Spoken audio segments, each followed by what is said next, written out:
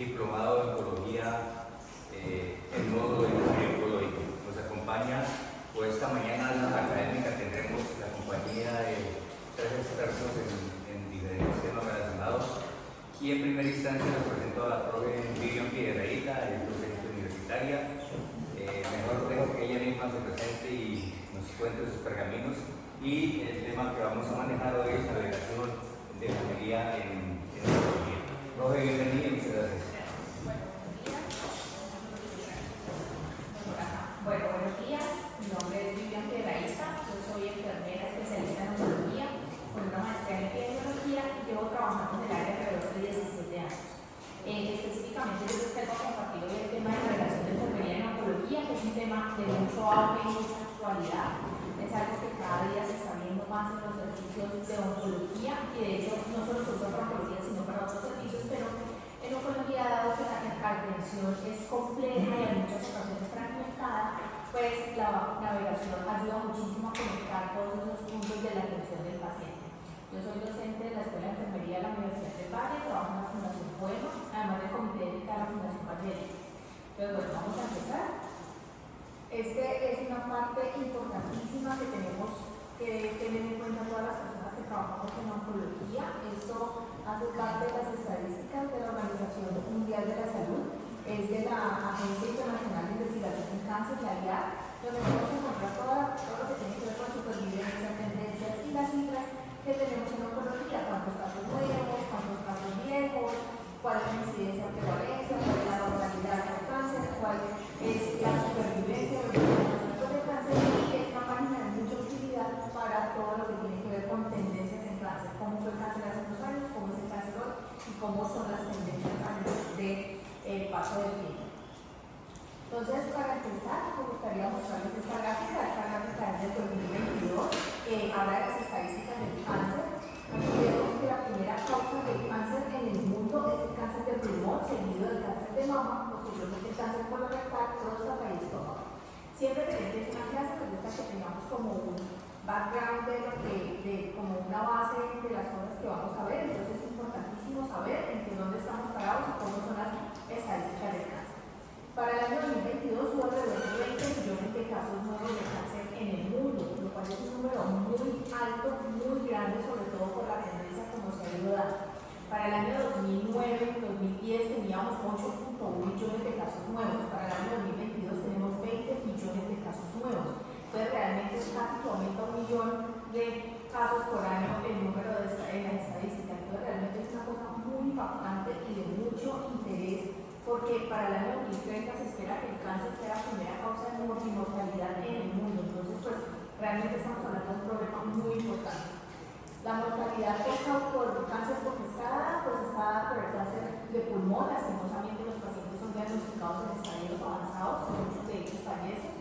Seguido del cáncer colorectal, hígado, el cáncer de mama y estómago. El cáncer de mama ocupa casi el 7% de las causas de muerte por cáncer en el mundo. Es muy alarmante porque sabemos que tenemos una prueba de tamizaje para cáncer de mama, donde las pacientes pueden ser diagnosticadas en estadios muy tempranos y donde se tiene una muy buena probabilidad de supervivencia. Entonces esta cifra de verdad que es muy alarmante, quiere decir que es un llamado a la acción en todos los procesos de tamizaje del paciente. ¿Cómo estamos en Colombia? En Colombia esta está más actualizada. En Colombia se estima alrededor de 117.620 casos para el año 2022 también, donde el número de muertes fueron 56.719 y el número de casos prevalentes fue de 303.656. Entonces también vemos que es un número interesante y muy alto. ¿Cuáles son las primeras causas de cáncer en Colombia? Pues tenemos en hombres el cáncer de próstata, cáncer colorectal y estómago como las 3 primeras causas de cáncer para los hombres. Miren que el cáncer de pulmón ya ocupa por aquí un 4º lugar, sabiendo que en el mundo es el primero, pues eso tiene que ver mucho con la parte de exposición al humo de cigarrillo. Nosotros tenemos unos patrones diferentes de consumo de cigarrillo y además también el diagnóstico. Ustedes saben que muchas personas mueren sin llegar ni siquiera a un diagnóstico de cáncer de pulmón. Y en el cáncer de mama, en el cáncer de las mujeres, pues vemos que la primera causa de cáncer es el cáncer de mama, casi más del 25%, o sea, más de un cuarto de la población con cáncer en mujeres en Colombia tiene cáncer de mama, seguido de cáncer colorectal, cervicuterino y tiroides. Cáncer de tiroides también ha empezado a mostrar unos niveles importantes de aumento, sobre todo en mujeres, y por ejemplo en pediatría uno ve ahora muchas niñas adolescentes con cáncer de tiroides. En pediatría para el año 2020 se tuvieron alrededor de 262.261 casos, un alrededor de 300.000 casos al año de cáncer pediátrico. A pesar de que no es un número muy grande en comparación al cáncer del adulto, representa solo entre el 1 y el 3% de todos los cánceres, y es muy importante porque es la segunda causa de mortalidad en niños de 2 a 19 años. O sea que no tenemos muchos casos, pero sí tenemos muchos niños de cáncer infantil. La primera causa de cáncer en los niños es la leucemia linfoclástica aguda, seguida de los tumores del sistema nervioso central y los linfomas. Esta es una gráfica muy importante porque en el año 2019 se reunieron los expertos del Lancet Oncology Commission para mirar qué estaba pasando con el cáncer pediátrico. Que ya les hablé del cáncer del adulto, ahora miremos qué pasa con el cáncer pediátrico. Entonces se hicieron unas estimaciones, se reunieron expertos en la oncología pediátrica y economistas de la salud para mirar la proyección de cómo iba a ser todo el proceso con el cáncer pediátrico. Se estimó que para el año 2050 se van a tener alrededor de 13.7 millones de casos nuevos de cáncer infantil, de los cuales 6.1 millones ni siquiera van a llegar a un diagnóstico, o sea que son pacientes que van a morir antes de tener el diagnóstico. Si no se hace una inversión importante en todo lo que tiene que ver con la atención del paciente pediátrico con cáncer, se estima que van a haber alrededor de 11.1 millones de muertes de estos niños, y 9.3 millones de estas muertes van a venir de países de bajos y medianos ingresos como son nuestros países latinoamericanos.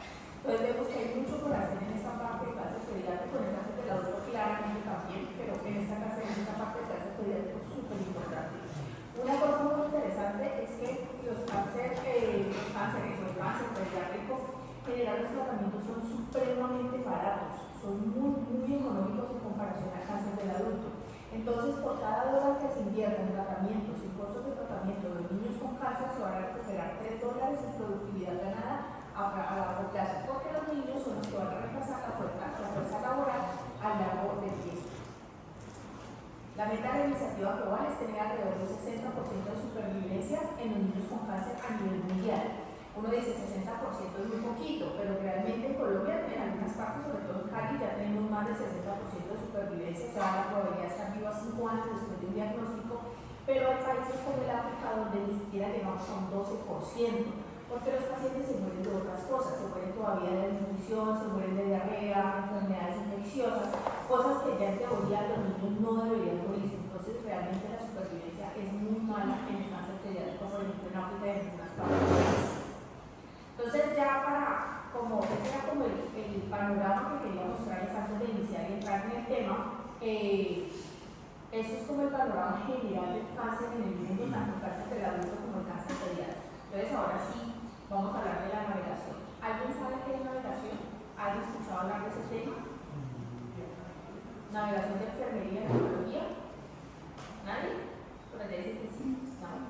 Entonces hay una persona que sí sabe de qué estamos hablando. Entonces, bueno, la navegación de enfermería, y es la navegación en general, no es solamente navegación de enfermería, yo lo hablo de enfermería porque es mi profesión y es desde donde yo he hecho esta actividad, esta estrategia, pero realmente la navegación es una estrategia que nace para tratar de ayudar a las personas con cáncer y realizar un acompañamiento en todo el proceso de atención. Incluye todo el proceso, es transversal desde la prevención en pediatría, por ejemplo, de la detección, porque en pediatría no hay prevención, pero sí en el adulto sí hay prevención, el tamizaje, la detección temprana, diagnóstico, tratamiento, supervivencia e inclusive en el final de la vida. El objetivo de la navegación es realizar un acompañamiento al paciente e identificar unas barreras que tenga el paciente para acceder a la atención oportuna del cáncer y disminuir la mortalidad por cáncer, precisamente que se impacta por estas barreras. ¿Ustedes creen que los pacientes que tenemos nosotros en oncología tienen barreras?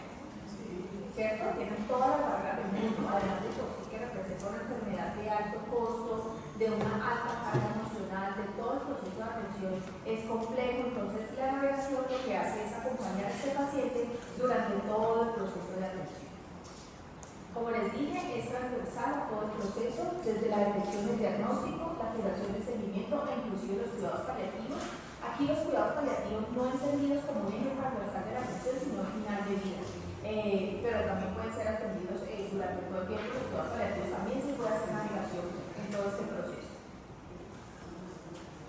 Generalmente hace parte de la práctica avanzada de enfermería, ya digamos una práctica especializada donde se hace, donde las personas que lo hacen son profesionales con un amplio conocimiento y competencia clínica, además de una experticia importante tanto en la parte clínica como en la parte administrativa, porque muchas de las barreras que tienen nuestros pacientes son muy administrativas, las autorizaciones, acceder a citas, llegar a tiempo a una consulta, tener programadas las consultas, que haya agendas, todos esos procesos de atención que presentan dificultad. La idea es que la navegación impacta en esas barreras y hace que el proceso sea un proceso fluido en la atención. Generalmente hablan de enfermeros con títulos de maestría, pero realmente la navegación, por ejemplo, en Colombia se ha hecho muy empírica. Normalmente lo hacen enfermeras, en algunas partes lo hacen trabajadores sociales, en otras partes lo hacen auxiliares de enfermería, en otras partes lo hacen personal netamente administrativo. Entonces digamos que es una combinación de muchos conocimientos y de muchos saberes, pero que lo que buscan es ayudar y acompañar a este paciente con paz. La práctica avanzada de enfermería implica gestión de casos, enfermeros investigadores, enfermeros navegadores, y generalmente es un proceso guiado por un enfermero navegador o un enfermero profesional con unas capacidades clínicas y administrativas importantes en la oncología. ¿Por qué solo de enfermería y no de otras profesiones? A pesar de que ahorita les voy a mencionar los tipos de navegadores. Porque realmente enfermería tiene una capacidad importante de hacer una integración no solo en la parte clínica, no solo en la parte administrativa, sino también de la parte clínica. Conocemos los protocolos, conocemos los eventos adversos, sabemos cuáles son las barreras que tiene el paciente, conocemos los procesos administrativos, conocemos los procesos de coordinación de la atención, de seguimiento de cohortes, de normatividad del cáncer. Entonces, claramente digamos que es un profesional idóneo para desenvolverse en este campo y poder acompañar al paciente en todo el proceso. Además, de por sí tenemos una alta carga o una alta importancia en los procesos educativos en salud. Lo que busca, como les dije, es proveer educación y recursos para facilitar la toma de decisiones informadas de ese paciente, empoderar al paciente. Digamos, no es solo tomar el paciente y hacerle todo el proceso, sino también empoderarlo en su proceso de salud. Cuando yo hacía navegación hace muchos años en la fundación, los pacientes se volvían muy empoderados en su rol. Entonces, los de laboratorio, ellos decían, no, pero es que la gente me dijo que tenía que venir hoy a tomar los exámenes de la quimio y es importante, y uno los empodera en su proceso, que ya se vuelve difícil que digamos, los bananeen, como decimos en Colombia, o los distraigan de lo que realmente tienen que hacer. En algunas partes lo van a ver como ONN, Oncology Nurse Navigator o Oncology Nurse Navigation. Surgió a finales del año 1990 en un proyecto piloto del Dr. Harold Freeman en Nueva York. Inicialmente era desempeñado por navegantes laicas. Navegantes laicas se refiere a personal no clínico, personal lego, sobre todo las mujeres que habían tenido procesos de cáncer de mama y acompañaban a otras a hacer su proceso de atención y de detección temprana. Lo que ayudaban era superar los obstáculos que les impedían acceder a la atención oportuna del cáncer y disminuir las barreras para la detección y seguimiento en una población desatendida. Una población desatendida, dícese de una población de bajos recursos socioeconómicos, migrantes, esto es en Estados Unidos. Entonces son poblaciones que tienen unos accesos diferenciales a los procesos de salud y unas condiciones diferentes a los del primer mundo o los países de altos ingresos como Estados Unidos. Entonces, ¿qué pasó en ese momento? Había una cohorte de 606 mujeres que tenían, que habían sido diagnosticadas con cáncer de mama. Casi la mitad de las mujeres, el 49% de estas mujeres, fueron diagnosticadas en estadios avanzados, estadios 3-4, donde ya la probabilidad de curación era menor a que si la hubieran diagnosticado en un estadio temprano. La probabilidad de supervivencia a 5 años, o sea, la probabilidad está activa después de 5 años de este diagnóstico, era solamente del 39%, o sea, una probabilidad muy baja de vivir después de 5 años. Lo que hicieron fue tomar a otras mujeres que ya habían tenido este proceso de cáncer de mama acceder a otras mujeres que venían atrás a un tamizaje a bajo costo o inclusive gratuito. Entonces ya como ellas podían acceder fácilmente a la mamografía o a la ecografía, lograron que la detección en estadios avanzados disminuyera al 21%. Antes eran casi la mitad, luego solo el 21% eran diagnosticados en estadios 3 y 4. Y la probabilidad de supervivencia a 5 años, o sea, la probabilidad de estar vivo después de ese diagnóstico, a 5 años aumentó al 70%, casi el doble. Entonces realmente se dieron cuenta que era una intervención muy económica, que era una intervención muy fácil de hacer y que era una intervención que de verdad tenía impactos en la supervivencia de estas mujeres. Ese rol se ha ido extendiendo en diferentes patologías. No solo se hace navegación en oncología, se hace navegación en enfermedades crónicas, sobre todo en enfermedades demandantes y que tienen procesos complejos de atención. Se conocen como profesionales de enfermería, de enlace, gestores, navegadores. Entonces de pronto así ya los conocen ustedes de una forma distinta. Lo que busca es disminuir la carga operativa de los pacientes y la familia, haciendo que el paciente y la familia solo se concentren en lo que deben concentrarse, que es asistir a las consultas, que es estar bien para los tratamientos, que es para recuperarse y no tener que estar sumergidos en esa parte de la carga operativa de las administraciones, de las autorizaciones, de toda la parte administrativa. Busca ayudar en trámites administrativos y gestión de citas, y más que gestión de citas es la coordinación de la atención, porque no solamente son las citas, son la coordinación de la atención en quimioterapia, en radioterapia, en cirugía, en seguimiento, en consultas de urgencias, en todo el proceso de atención. Y busca brindar una educación al paciente durante todo el proceso desde el diagnóstico para disminuir ese impacto y esa carga emocional y psicológica que trae consigo un diagnóstico de cáncer. Es una intervención transversal al proceso de cuidado, entonces va a estar presente en todos los momentos del proceso de atención.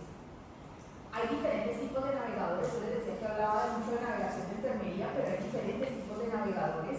Hay navegadores de pacientes con diagnóstico oncológico, generalmente es personal no clínico, que trabajan en el sistema de salud o en una organización comunitaria. Pueden ser, por ejemplo, asociaciones de padres, asociaciones de pacientes, fundaciones, que también ayudan mucho a integrar este proceso y ayudan a educar y a seguir al paciente durante todo el proceso de atención. Además, apoyan con hogar de paso, con actividades extraclínicas y cosas, apoyo económico, transporte, gestión de autorizaciones, acompañamiento a citas, bueno, muchos procesos de personal no clínico. La navegación de enfermería en oncología clínica generalmente es profesionales de enfermería con experiencia clínica en oncología. Yo les decía que una parte importante tiene que ver con la parte clínica, de conocer el protocolo, de conocer la administración, de conocer los eventos adversos, de conocer todas estas cosas que van a impactar en la atención del paciente. Proporcionan educación y recursos para facilitar la toma de decisiones y con conocimiento de causa y el acceso oportuno a una atención sanitaria y psicosocial de calidad en todas las fases del proceso continuo del cáncer. Aquí hablan de una parte psicosocial y no quiere decir que el navegador de enfermería vaya a brindar esa parte de apoyo psicosocial, porque digamos para eso están los equipos psicosociales, pero sí integran de una forma coordinada para que esos equipos puedan llegar a esa atención con el paciente. Y hay navegadores de trabajo social de oncología clínica, generalmente son trabajadores sociales licenciados con un máster que tienen experiencia en oncología clínica y lo combinan con conocimientos psicosociales. De pronto esta parte enfermería tiene una ventaja sobre esto, y es que conocemos los protocolos y conocemos muy bien la parte clínica, que el trabajo social no está tan involucrado en la atención directa en la parte clínica del paciente. Entonces digamos en esa parte sí tenemos una ventaja muy grande sobre toda la parte educativa del manejo de eventos adversos y de la administración del tratamiento. Claramente la persona que haga navegación debe tener unas competencias específicas, debe tener una amplia capacidad para realizar coordinación de los cuidados que requiere el paciente, sea un diagnóstico pasado, actual o potencial, que brinde apoyo a los pacientes y cuidadores para superar esas barreras del sistema de salud, además que brinde educación y recursos para que las personas tomen decisiones informadas y sea lo mejor para su tratamiento y para su proceso de atención, y que sea continuo en todas las fases. Hay unos estándares importantes. La navegación es algo relativamente nuevo, muchos de ustedes no la conocían antes de esta charla. Entonces, en Estados Unidos ya hay un movimiento, como les digo, nació en 1990, entonces ya hay un movimiento importante y han empezado a mirar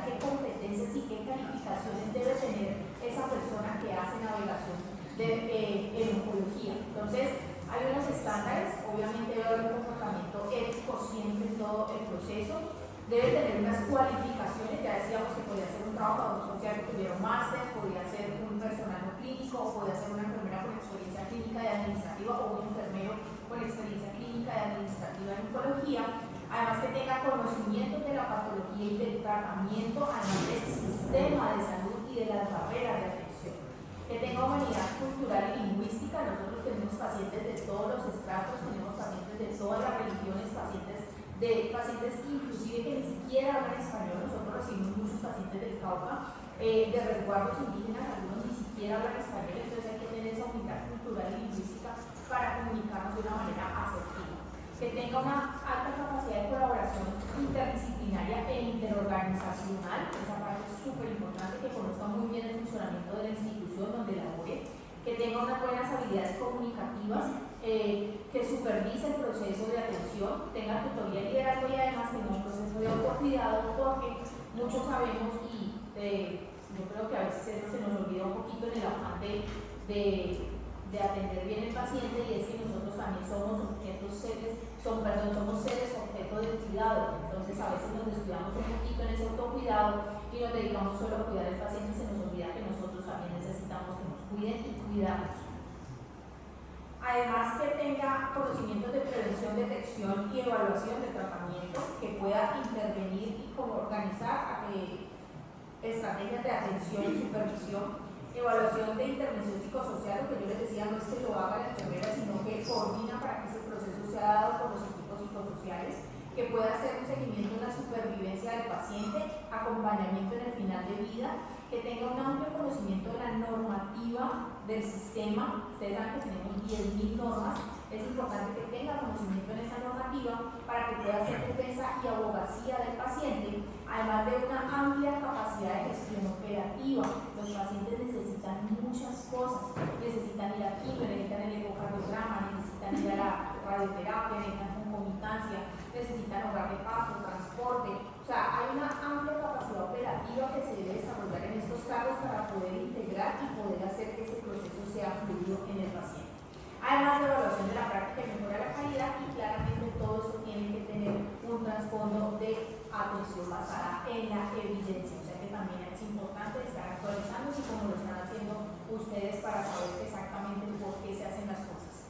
Cuando uno es clínico, muchas veces aprende muchas cosas operativas y hacer muy bien la mayoría de las cosas que hace, ¿cierto? Pero a veces ni siquiera sabemos el trasfondo o el por qué lo estamos haciendo. Por ejemplo, yo trabajé muchos años en pediatría, entonces ahora con la especialización, por ejemplo, mis estudiantes cuando voy a práctica, les digo, miren, ¿por qué es importante poner el folinato? ¿Por qué es importante tomar los niveles? ¿Por qué es importante que tenga líquidos bicarbonatados? Entonces allí es donde esa práctica basada en la evidencia se sustenta y entendemos por qué, y ahí le damos la razón de por qué es importante hacerlo. En el rol de enfermería en navegación, entonces se requiere una comprensión del diagnóstico, del tratamiento, además del sistema de salud.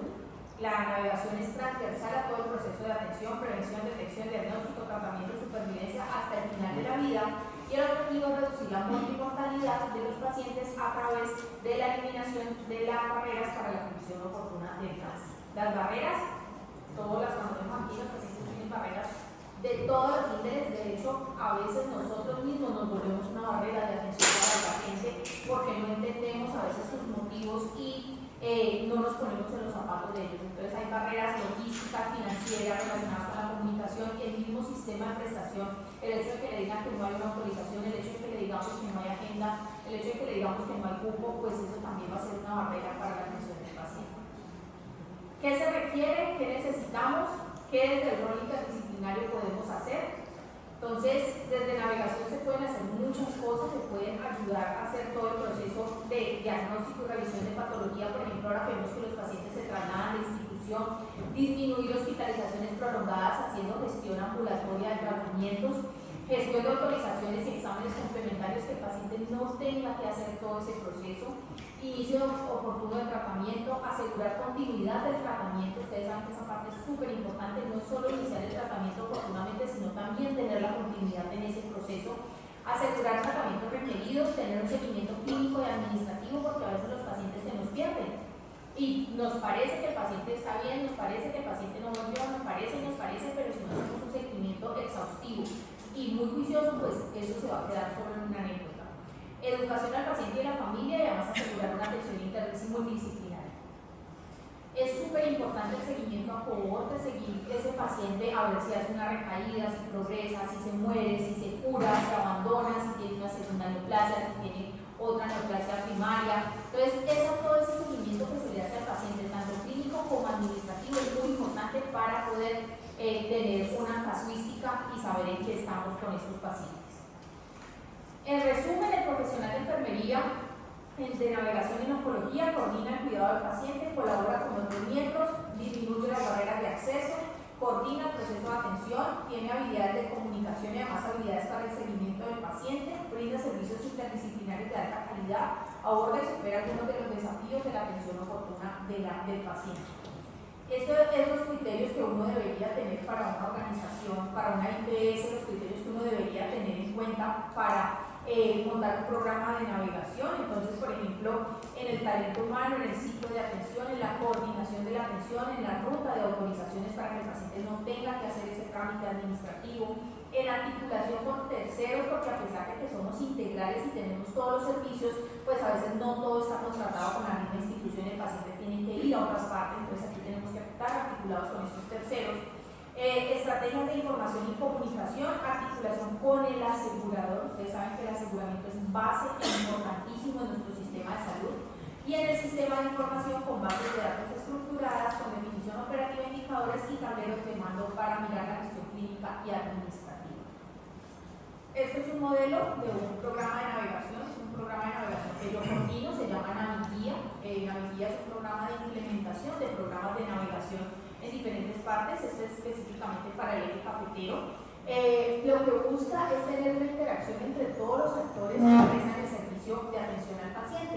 Entonces, la prestación en externos, en terceros, la unidad oncológica que hace la navegación y además coordina todo el proceso con los equipos multidisciplinarios, tienen acuerdos entre servicios para que el paciente oncológico o con diagnóstico oncológico tenga una prioridad en la atención. Sabemos que tenemos hospitales generales donde atendemos pacientes oncológicos, entonces realmente pues se vuelve más importante la cirugía de la cesárea, la cirugía ortopédica, y a veces quedamos un poquito relegados los pacientes que sabemos que la oportunidad debe ser muy importante y en el menor tiempo posible.